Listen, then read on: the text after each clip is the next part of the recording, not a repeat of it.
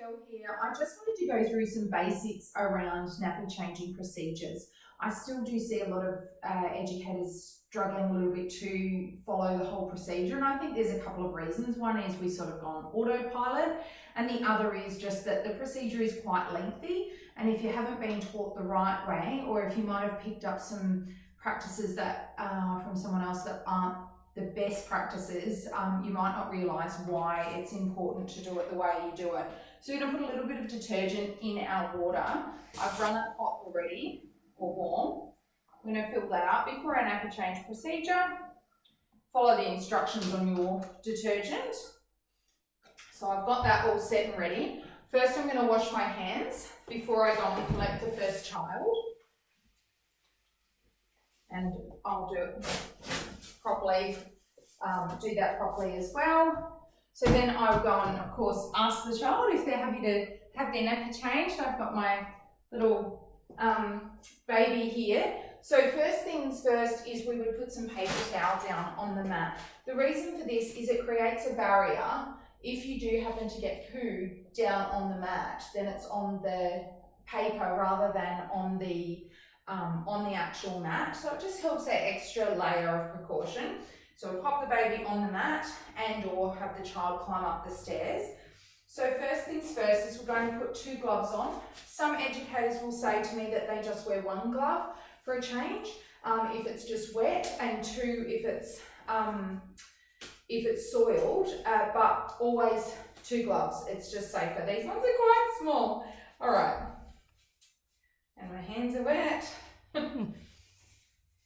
But we put our 2 gloves on, stand really close to the baby, preferably, you know, your body touching theirs, just so that you can make sure they don't fall off. And then we would undo the nappy and pull the nappy down, especially if it's a poo. Grab some wipes and always wipe the baby. This is another point, is that sometimes with a wet nappy, educators won't wipe the baby because they think, oh, well, they were only wet.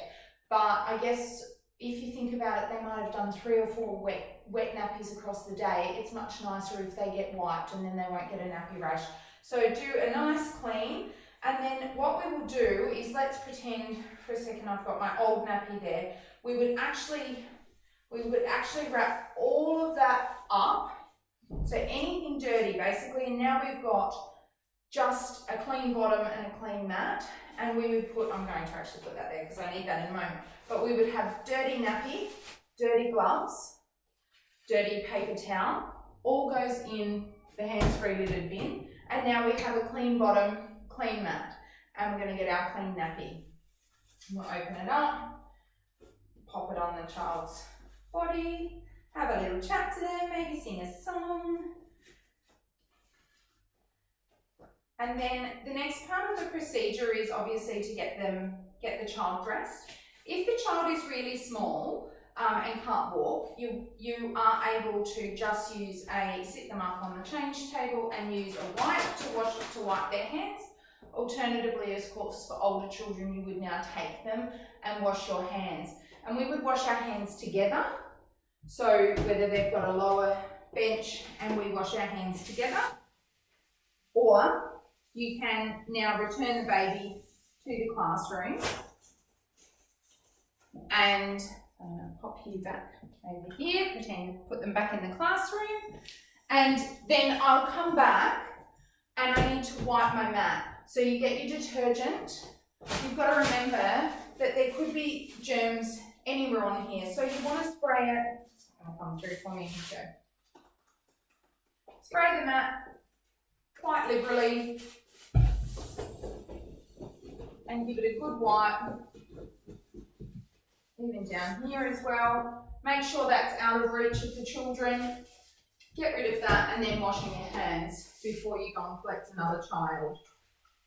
And that's the start of the next procedure, because often the procedure will say wash your hands at the start, but of course now effectively at the end I've now washed my hands at the start, ready for the next child. And then that's the whole procedure. And it just makes sure that we've got a really clean nappy bench, clean child, and avoiding that risk of cross-contamination throughout the procedure. Hopefully that's helpful.